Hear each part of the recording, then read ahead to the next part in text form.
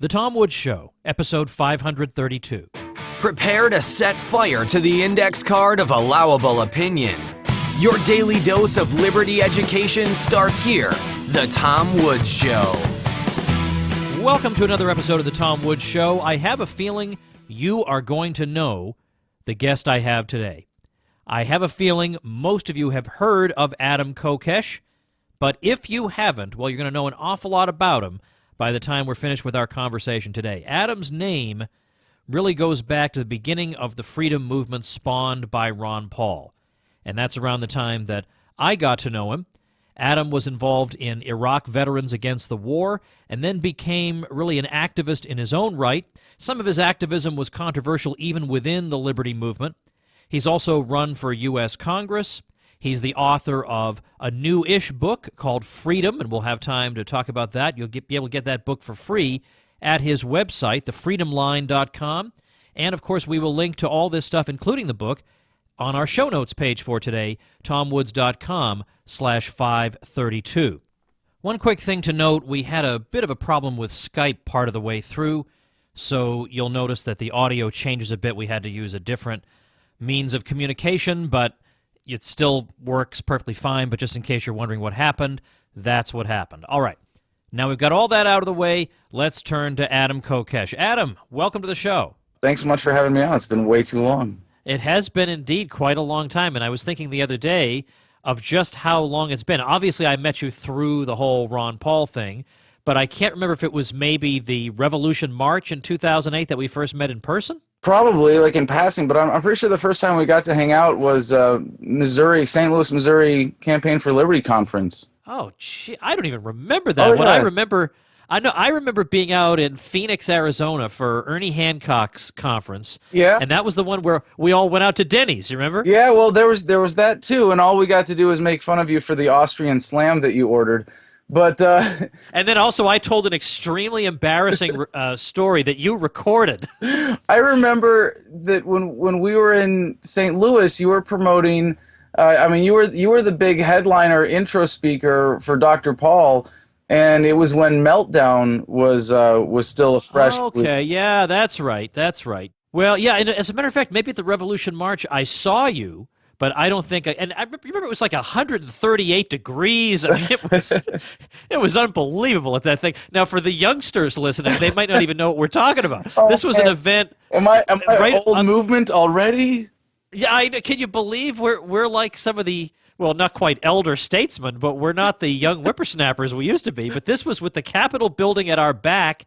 We had this big event that Dr. Paul had more or less kind of asked for, and then people organized it, and it was great. I mean, I think maybe one of your more memorable and iconic speeches was delivered right there at that event, wouldn't you say? Well, it was really the one that put me on the map, if you will, with the movement, and I was there because I was representing, in a sense, Iraq Veterans Against the War and Veterans for Peace. Yeah. And that was how I really got started as a full-time activist.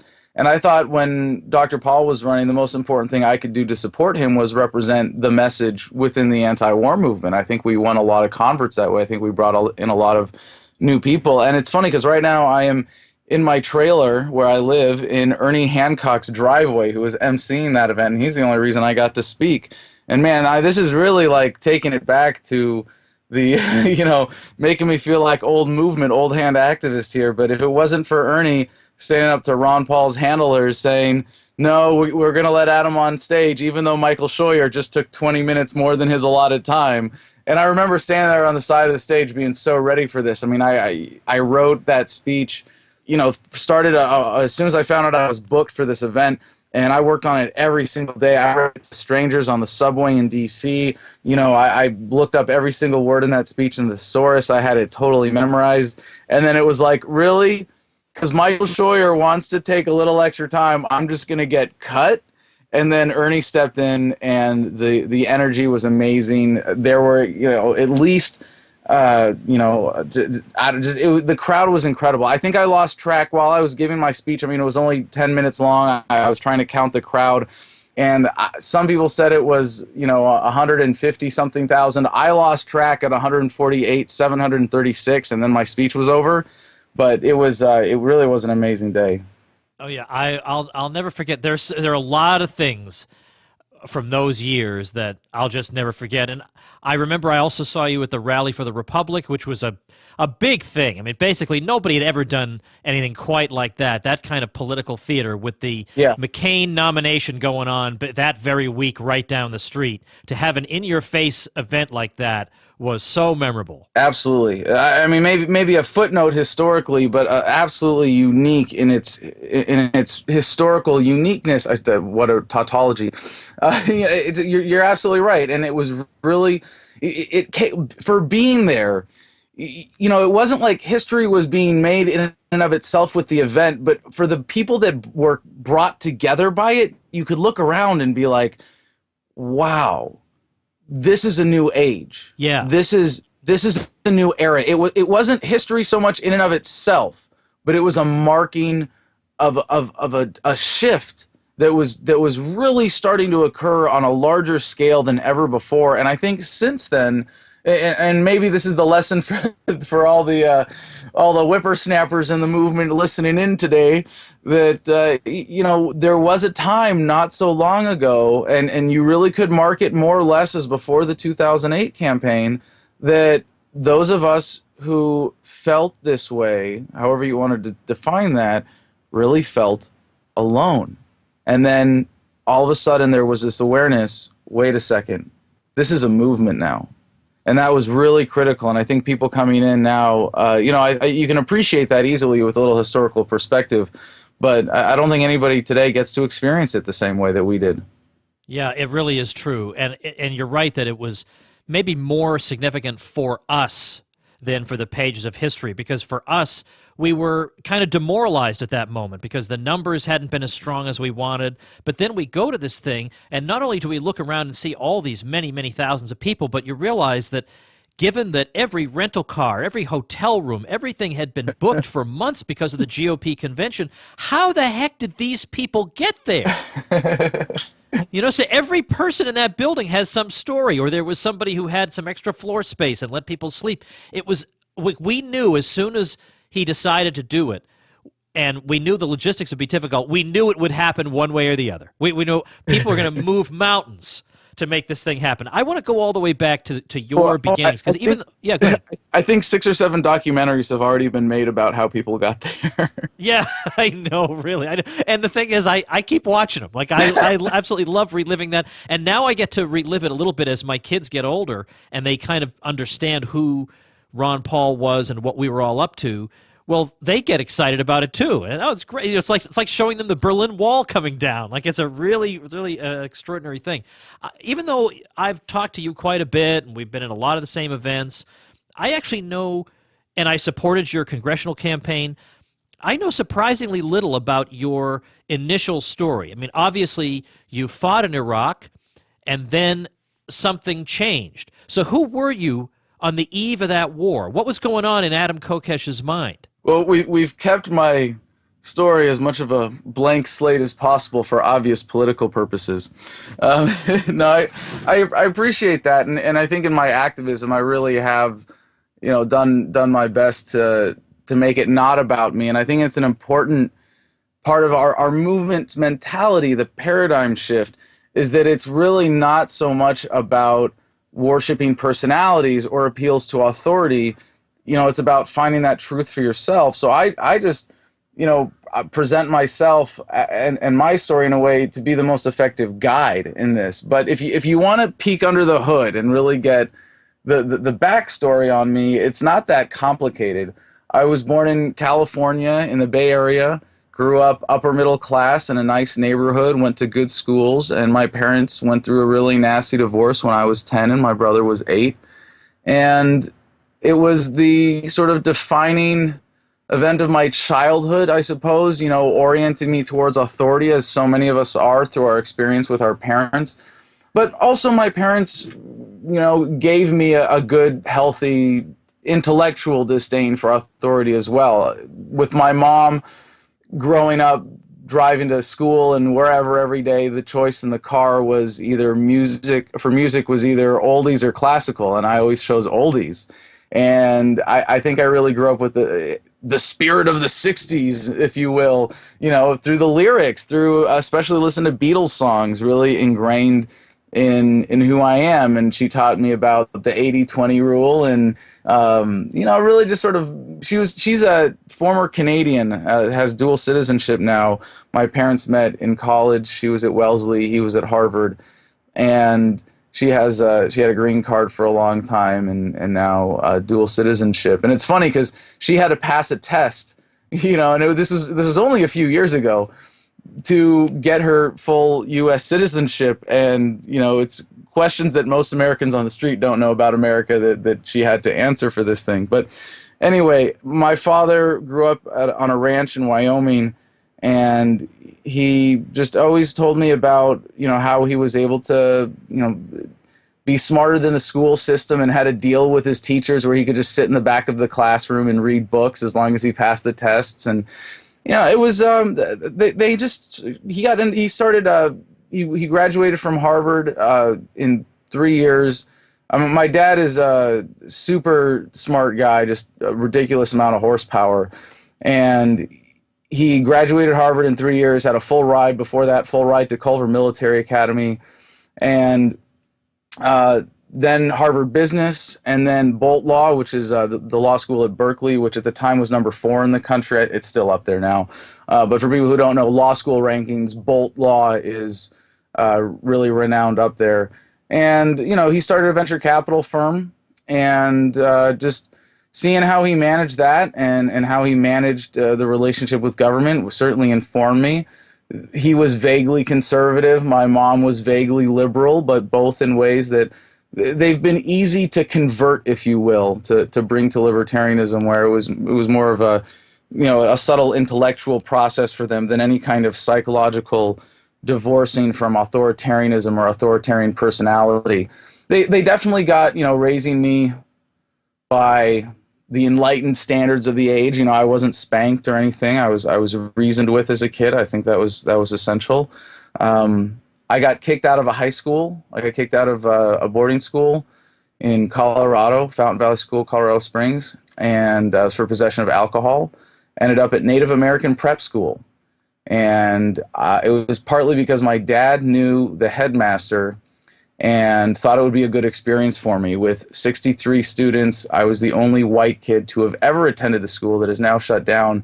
And the experience of being a true minority there was a really good, informative one for me that I think helped me out. But one of the counselors at the school was a former Marine who was very oorah, semper fi, and he went on to be Major Mike Brown. Now, funny how I ran into him at Camp Pendleton after we had both been to Iraq so many years later. But he motivated me to join the Marines. I was enlisted in the reserves because I was expected to go to college. I went to college, volunteered to go to Iraq, and I guess you know where the rest goes from there, huh?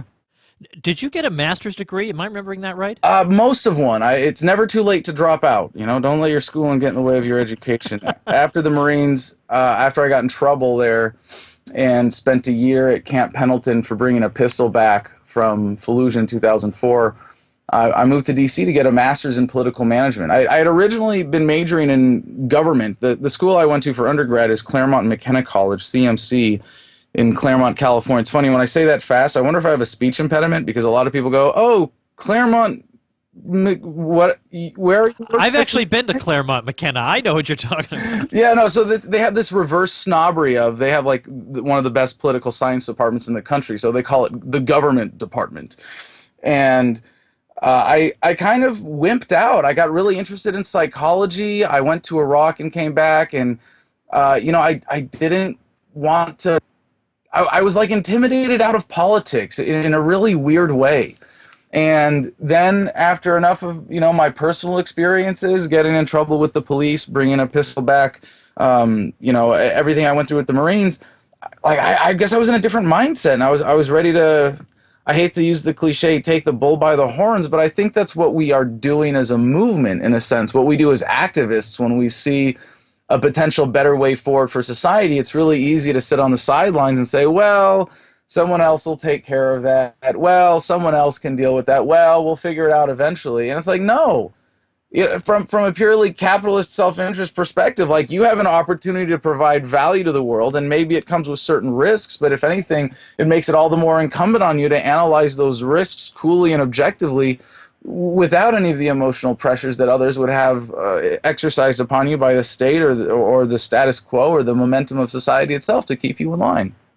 What would you say was the effect on your life over the long haul of having been in the military? How did it change the way you think about the world, or how did it open your eyes? My zip line always goes straight from my collar to my zipper. That's only a bad Pauly Shore movie reference, and as well as a bad proxy for what I'm really trying to say here. And that I did learn, at least in one of the more petty effects, a certain sense of composure and self-discipline and attention to detail that I think has served me really well, and I think it's been very good to have that. And I think it's very sad that the military pretends to have a monopoly on developing a certain skill set. And I mean, I always have to tell people, as amazing as my experience in the military was as a challenge, it was fundamentally criminal and unethical. And there's not a single thing that you can get through the military experience that you can't get better through freedom, through finding it for yourself. And it is fundamentally cowardly to think that all you have to do is sign on the dotted line and do what someone else tells you in order to improve your life, when you know that the truly natural, courageous thing that is the right way to serve your own best interests is to take charge of your life for yourself, to make your own destiny. And I think getting that perspective might have been the most important long-term impact of my experience in the military. Yeah, that was what I was thinking, that in being in that kind of environment, somebody with an open mind like yours might draw certain conclusions about his life, about how society ought to be run, about the nature of the state. I mean, you're in the crucible of you're in the state's most important institution. Yeah. It can teach you stuff if you're paying attention. Yeah, well, as you can tell from the stupid look on my face, I like to learn the hard way, the Marine Corps way. It is a hard. And so then you came back and. Iraq Veterans Against the War, did you have any hand in starting that, or did you just join that as a pre-existing thing? Yeah, it's funny. I get a lot of credit for being a founder or a co-founder, usually by people attacking me who want to blow me up into a bigger punching bag. But no, I was a relative latecomer. I mean, the organization was founded a couple years before I got out of the military even. And I just became one of the most prominent members very quickly with my case with the Marine Corps Reserves for so-called protesting in uniform, which is the caricature of what happened.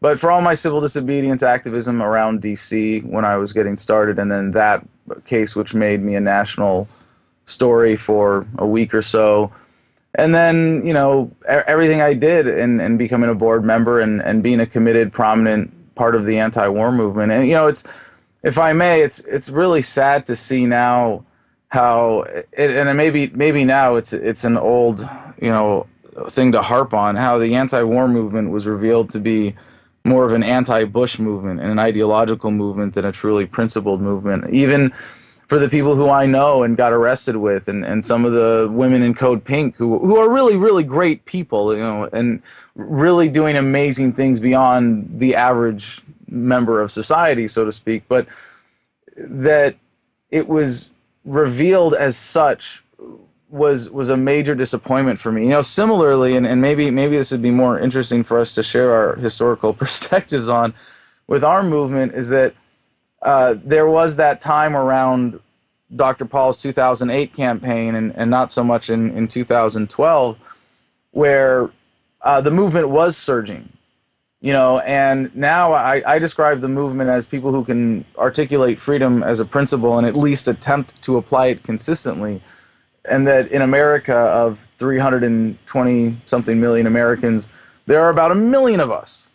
And so, maybe in the wrong, and I think we've been growing at least as fast, and I think that our growth rate is accelerating. But when it was Ron Paul, we had numbers in the tens of millions at different times, and it was really exciting. And there was this misguided belief by those of us who really are the core of this movement that everybody supporting Ron Paul got the message. And then after the campaign and everybody disappears, it was like, wait, you don't you don't really see that there's more to this than Ron Paul's candidacy. And as great as that was, I think what these experiences as an activist have given me is a perspective on the growth of the movement now and the timeline that we see before us, and how this actually unfolds as a paradigm shift. And I still am among, I think, the most optimistic of our cause. I want to skip way ahead and then maybe go back to some earlier things, but I saw a video of you not that long ago, and I don't know if you were at a bar or you were out somewhere. I think you know exactly what I'm driving New Jersey, at here. Linden, New Jersey, the stop on the American Campfire Freedom Tour with the former cop and soldier. Yeah, so in fact, you set it out. You tell people that I'm going to link to it. I want you to watch this video. It's going to be at tomwoods.com/532. I bet there are people who would have thought that you would blow your top in that situation, and you were cool as a cucumber. And I'm not even going to take away the awesome ending. I want you to tell it. Well, when a dude has 80 pounds of muscle on you, it's really easy to keep your cool. Well, yeah, that's true. But that was the case, and it was a speech I was giving on this tour, and I don't pull any punches, obviously, but what I say is always in line with my, I should say at least generally in line with my principles of not judging people and, communicating precisely and very deliberately. And I've been studying nonviolent communication the last couple of years, and it's been a very important development for me. And a lot of libertarians, when they hear nonviolent communication, they go, wait a second, it's communication. Of course it's nonviolent. Screw you. And you go, maybe, yeah, right, maybe that's part of the problem. And obviously here, violent is a metaphor, but it's really based on judgment. And are you judging someone else rather than reflecting on your own needs and feelings and whether those are being met by someone else's actions? And so I said something in my speech like, I don't even remember what it was now, but it was relatively mild. It wasn't like, they're all baby killers. It was that, the military is a fundamentally immoral institution. I mean, it was something like really relatively academic like that.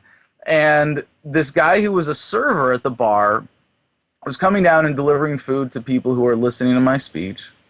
And he goes back upstairs after hearing this one line. Obviously, I don't want to say out of context because it was entirely true in what it was, but without a bigger understanding of the points being made here.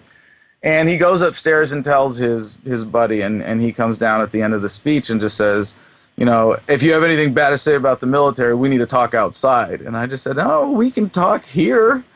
And the conversation starts with me saying, are you angry? Which is, one of the lessons from nonviolent communication, that when you're in a conflict and someone is upset with you, you can never, if they're talking to you, if you're in a conversation with someone, you can never go wrong turning attention to the other person's needs and feelings. And in this context, it comes across as a little awkward and pretty humorous when there's a guy who's trying to put you in a position to get your face beaten in, and you say, hey, are you angry? You seem very angry, and it can come across as somewhat patronizing, but I just kept going with it because, like I said, does that feel good? You obviously don't feel good right now, do you? And he's like, no, I don't feel good. I'm like, well, let's do something about that then, shall we? And the conversation proceeded from there. And, there's one line, I'll throw this one out as a teaser, and I've already spent more time talking about this than I think the video is long at this point. But, when you come up with a nice comeback and you think of it like a day later, well, this is one that I thought of in middle school and was like, oh, man, if I only someday have a chance to use this. And here it was. And here it was, like 18 years later. This guy starts telling me about, oh man, I bet you never even saw combat, blah, blah, blah, blah, blah. And I sort of had already laid out my credentials, and I was like, dude, this isn't a big dick contest. And he was just like, damn. And at that point, the conversation turned, and I gave him, he ended up taking a copy of the book and a sticker. And I think what I told him, the issue was something about the military being cowardly, and that it's fundamentally cowardly, I think, in the way that I described earlier. And I told him, I can't judge you. There's nothing wrong with doing something out of ignorance, but it is cowardly now that the truth is in your face to not face up to it and do something about it. And that was what got him to take a copy of the book, which he had initially refused. That is really tremendous. It really is. It is such a video worth watching, and I really want people to watch it. I want to know all about the things that you're doing right now. I want to tell people about your book in a few minutes because it's really great, and two people whose opinions I really, really, really value. One of whom is Bob Murphy, by the way. Were telling me not long ago that your book is just top notch. That it's short. I mean, it's barely 100 pages. So you think, well, it's only, how much could it convey? But it packs such a punch, and it's called Freedom, and we'll get to it in a minute. But I want to know, I want to go back in time a little bit. I want to talk about what happened. I mean, you've been to jail a number of times, but you were actually incarcerated for an extended period. What happened there? I mean, what put you in there, and what happened while you were in there? What happened to Adam Kokesh while he was in there? Well, I can't believe I let us go this long without mentioning the book. Well, you say an extended period. It was just 4 months, and I've been arrested at least 36 times, if you're really inclusive about cite and release. But how long were you in there at a time, though? Yeah, so before this, the longest I'd been in jail was a week, and, Okay. a handful of extended weekends and things like that. So yeah, 4 months was a major departure from that for me, and it was for making a YouTube video for loading a shotgun outside of the White House. Not even outside of the White House, 2 blocks away at the ironically named Freedom Plaza. And this came out of the proposal for an armed march on D.C. that I had proposed for Independence Day and decided to pull the plug on when we didn't have the support of the organization to do it responsibly and safely. And a major part of the motivation for me was to simply avoid the charge that it was because of my own cowardice that I was avoiding taking the risk of this act of civil disobedience. And so I went ahead and made a simple YouTube video and put that on my channel. And, I didn't really think it through, honestly. I knew that there was a significant risk. I knew that it was a 5-year felony. But I did not expect what happened, which was a ridiculous SWAT team raid on my home, which was the second time they sent more men after me than bin Laden. The first time was for smoking a joint in front of the White House at our joint summit with President Chum. Unfortunately, President Chum was unable to attend that one. But the police response to this was insane, and I really think it has something to do with a bit of a personal vendetta that some agents of the United States Park Police have for me based on ways that I've embarrassed them in the past, going back to the Thomas Jefferson dance party in 2011. And they had 2 helicopters over my home. They had an armored vehicle, a battering ram to knock the door down. They came in and threw a flashbang grenade as soon as the door was opened. And it went off right under my dog's butt. Baloo, who's been traveling with us, is himself a survivor of police brutality. And this flashbang grenade actually saved his life because he was going to the door. And, when a dog goes to the door, when a SWAT raid is happening, the dog doesn't usually attack the officers. The dog gets shot. And in this case, the flashbang grenade went off right under his butt, and it scared him so bad he ran upstairs. And my girlfriend at the time, who I'm sure Carrie Wedler, who has an amazing YouTube channel and is doing great work with anti-media right now, it's like just blew bed, and she put him in his crate. And by then I had 2 green laser sights on my chest, and it was a pretty interesting situation, 5-hour raid. And I ended up just being denied bail for 4 months. One of the judges actually said that because I had an arsenal of weapons, I had a little gun safe with about a dozen guns in it, most of which I didn't even have ammunition for. And he described me as the next Adam Lanza, who, if you don't know, for anybody listening, was the Newtown, Connecticut shooter who killed his mother and 30 students, and I think it was an elementary school. And so based on that, they denied me bail for 4 months, and I ended up getting bullied into a corner instead of getting the fantasy of the dream trial of putting the law on the stand and so on. I got bullied into a corner and threatened with a bunch of other charges, and ended up having to take a plea deal. All right, so you spent 4 months, though. How were you treated there? What was the experience like? I mean, most of us are never going to experience this. Well, the first 3 days, I refused to cooperate. I mean, I refused to cooperate in various ways my entire time I was in jail. But I didn't submit to fingerprinting or DNA testing or having my photograph taken, and was kind of put in a torture cell. It was like a holding cell where I didn't have a mattress. The lights were on 24 hours a day. They took all of my clothes except I had my cargo shorts, and then they gave me a little jail T-shirt, and it was too cold to sleep. I got, what for me as a 200-plus pound dude was a starvation diet of 3 bologna sandwiches a day. And they were like begging me to cooperate, and I just was like, no, I'm not going to cooperate with my own punishment. This is insane. And finally they were like, is there some other way we could do this? And I said, are you listening? I won't cooperate. That doesn't mean I'm going to resist. And so they went, oh, okay. And they actually handcuffed me to a wheelchair and then took me out and took my picture and my fingerprints and the DNA swab and gave me. They have to give you a shot every time you go to jail for to see if you have, I forget, like pneumonia or something, and what is it? You know what I'm talking about? They give you a shot and there's like a little blister under your skin, and then if it's red or something, then you're positive. Yeah, I know what you mean. I don't know what it's called, but I've had them. Yeah. Yeah, I forget what it was. How many times have you been to jail? Yeah, I was going to say, I haven't had him in jail, but I know what you're talking about. Okay.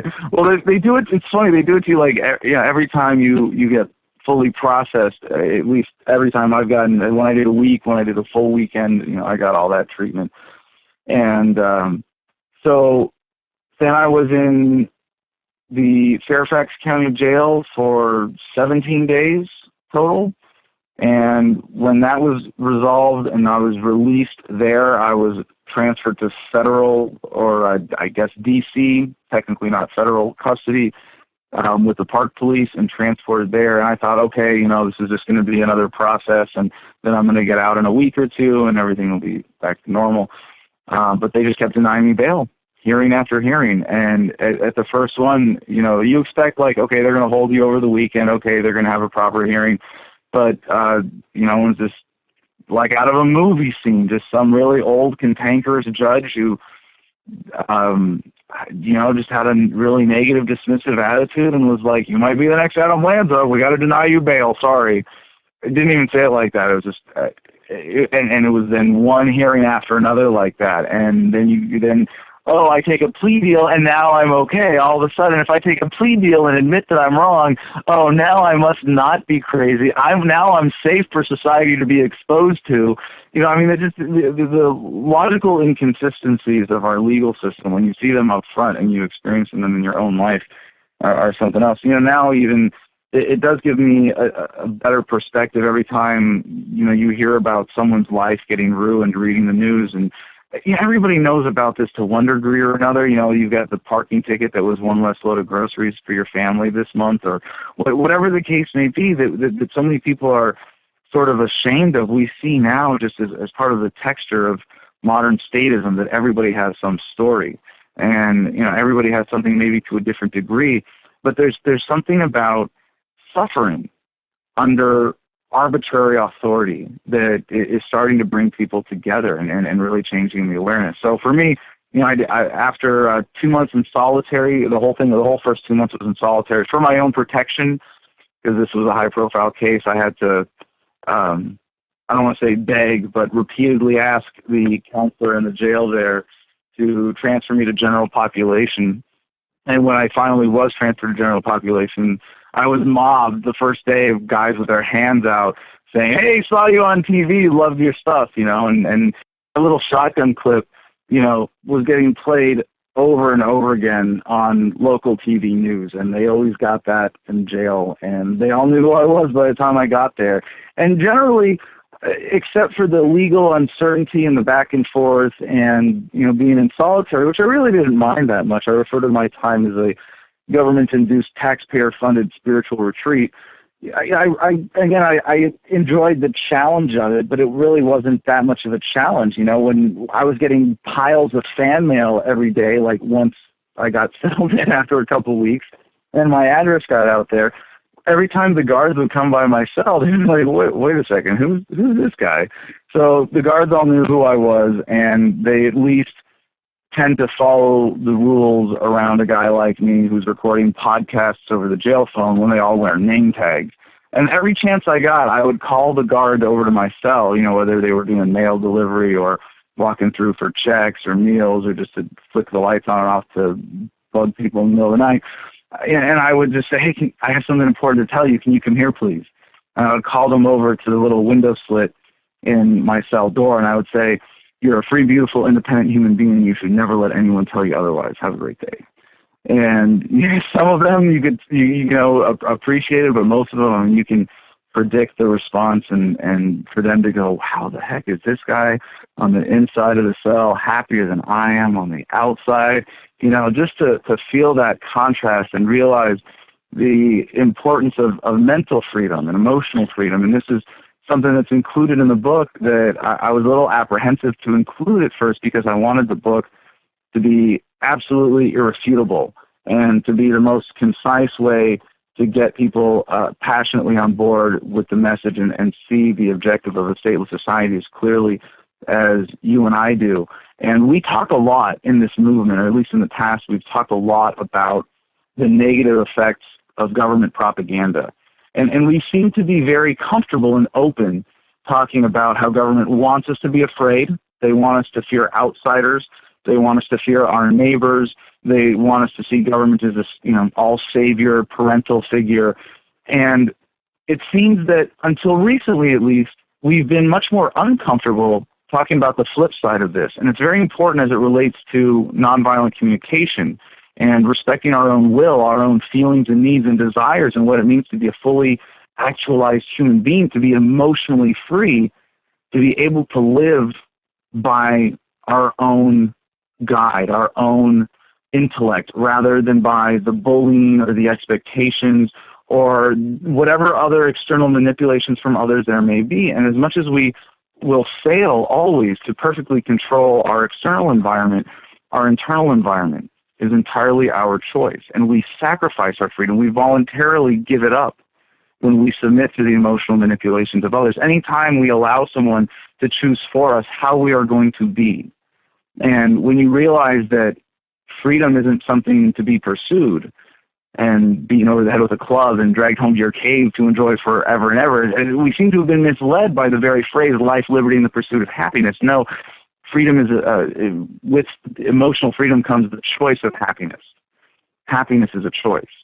And to really get to experience that through my time in jail was an important shift for me. But really even more important than that, if you will, for at least I think other people and where this is going right now, was the idea to write the book Freedom that came to me while I was in there.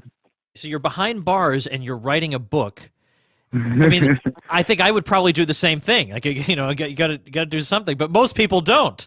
Tom, in 4 months, towards the end, I came up with the idea for the book. I wrote a couple sections. I started working on the table of contents.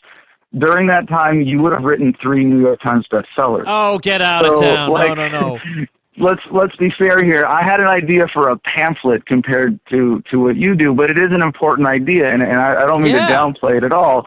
But I was voted, like, in high school, least likely to ever finish reading the book, let alone ever come to the point of writing and having my own book, publishing my own book, and being as successful as it is right now. I mean, we just ordered our 3rd printing of 10,000 copies. We've had about 1 million downloads. I've got to add everything up precisely, but what's blown me away, the Android application downloads are over 400,000 right now. The audiobook has been a huge success, and it's getting translated into, we have at least people working we know on Polish and Russian and Spanish right now, and a lot of volunteers for other languages who I'm not so sure about coming through on. But what I was able to do while I was in jail was do a survey of the literature of our movement, somewhat in my head, somewhat from books that people sent me that I had a lot of time to read. And by the way, I'll take this time to brag on the book as a little aside here. The one place that Americans still consistently make time to read is in jail. And when I was we actually tried to send a copy of this book, and we've got a number of copies into jails. And when it goes into jails, it's very popular from what we understand. It gets passed around, and they have to have a waiting list of people's names written on the inside of the front cover. And we got a letter from the United States Department of Justice Bureau of Prisons saying that this book was banned in jail. Get out! We have the letter. It's on our website. It is a threat to the good order, security, and discipline of the institution. And it has to say, according to their regulation, what part of it. They just wrote entire publication. Obviously, it has nothing to do with violence. It's an entirely anti-violence tract, and nothing to do with how to make weapons in a jail cell or how to escape. So I think just look at the table of contents. Yeah. Well, I think they looked at the cover and that was enough. And it's funny because I was able to read Mein Kampf when I was in jail, but But you can't read Freedom by Adam Kokesh. Right, and so considering that this comes, on Department of Justice letterhead, I consider it an endorsement of the highest degree.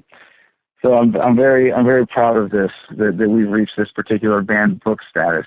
But anyway, as I think you and your audience would appreciate, is really the motive for this book and coming together and seeing, I think of all the people in the movement right now who are active, there were hardly any, maybe a handful. And, maybe you're among them for as much as you've gotten around and talked to people who have the kind of, if only anecdotal body of data, and that's all that exists right now, unfortunately. I wish we had more concrete statistics on this, but of how people come to this movement, how people's paradigm shift, how they come to realize the fundamental truths of voluntarism, of freedom as a philosophy, of ethics and the morality behind it, and the principles that you and I hold dear. And one thing that I've learned for certain is that it never comes from being yelled at a bar. It never comes from losing a Facebook flame war. Nobody ever was converted by that kind of conversation. It always happens. Now, sometimes it happens with someone in conversation over a long period of time, but really what leads people to change their perspective is the ability to quietly contemplate these ideas and this truth and come to accept it and square it against their experience. And a lot of people come to me and tell me that my YouTube videos woke people up. The Thomas Jefferson Dance Party video. People come to me even now and say, "Hey, Adam, that video woke me up," and they're lying. Nobody watched me get chokeslammed by a cop and goes, "Yeah, end the Fed." There's a bit of a leap there. There's a process and an understanding that has to sink in.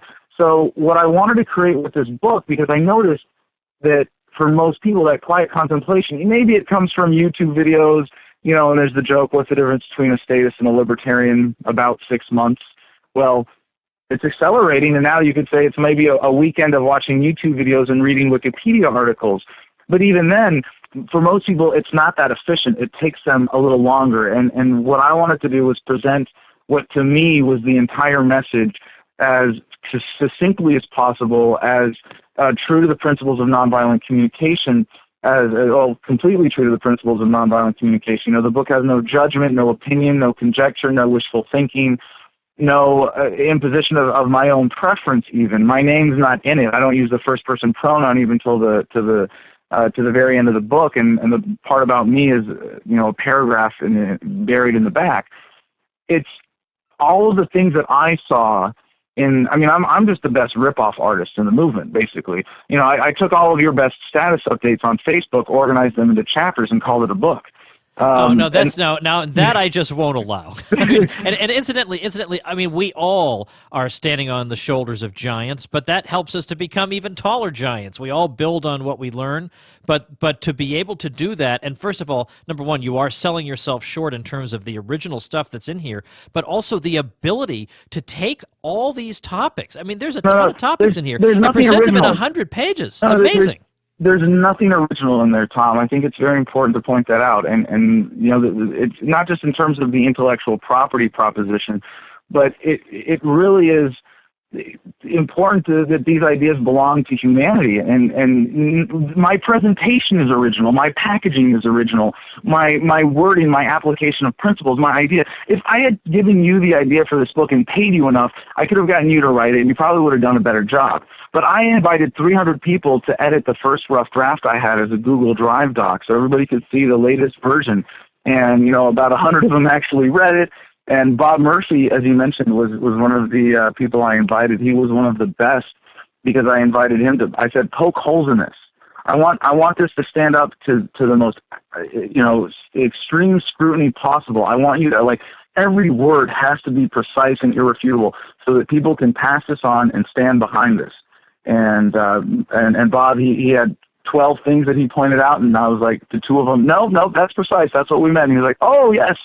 So it was a really cool process going through and bringing that collective wisdom to bear to make this book everything that it can be. And so far it seems like it really has, and you're one of the few people who can do this through your work and step back and go, okay, well, there's about 1 million people in this movement. How many tens of thousands am I responsible for bringing in? And, I know now from my YouTube channel, I can kind of guess from that. But really from this book, I know that you can't read this as a mainstream statist and not at least come to as equally divergent a worldview from the mainstream as what we have embraced and to fundamentally switch your perspective. It is everything that we wanted it to be. And right now we're just working on building the mass distribution. We've got some ideas for some book drops. We might be trying to hit an entire city all at once. I'm working on with some really talented people, including director David Kirk West, doing a video series from the audiobook. For a while, I wanted to write more books. I want to be more like Tom, but I realized that for me, I don't need to be the intellectual anchor. I want to focus on getting this one message out there and winning converts as efficiently as possible. Well, we definitely have some shorter books, but we don't have any shorter books that cover this much ground. So that's very important because we think, oh, if everybody would just read this, even 300-page book is not reasonable. But also because you devote relatively small chunks of time to each particular topic, it goes quickly. It just boom, boom, boom. Now, I want to ask you two quick things before I let you go. First of all, of course, we're going to link to it, to the book in the various formats at tomwoods.com/532. But tell everybody your website so they can go to you directly. Thanks. Yeah, it's thefreedomline.com. It's a project of our new nonprofit. We have an approved 501c3 now, so we can help you pay a little bit less in taxes if you want. Yeah. And it's been, I just want to say one more thing about the distribution of this book, because it really is important that you see the way someone handles their business being in line with their principles. So this book is entirely free in every digital format possible. We give away paper copies whenever we can, whenever we have the donations to support it. We sell them in bulk online, and it is in the book very explicitly that you are welcome to do whatever you want with this. If you can put your name on the cover and sell more copies, do it. We have someone already on Amazon who's put together their own version that makes the print a little denser, and it's only 60 pages long. You can get that for $6.95 on Amazon, but it's, like it says everywhere, we can put it in the description. Get it for free here, and it's just been amazing to see how people have really taken that and how that has allowed the book to travel that much more freely. So thefreedomline.com, you can check out my YouTube channel. We're going to be restarting the podcast here in a couple months. I'm actually in the process of moving to Arizona.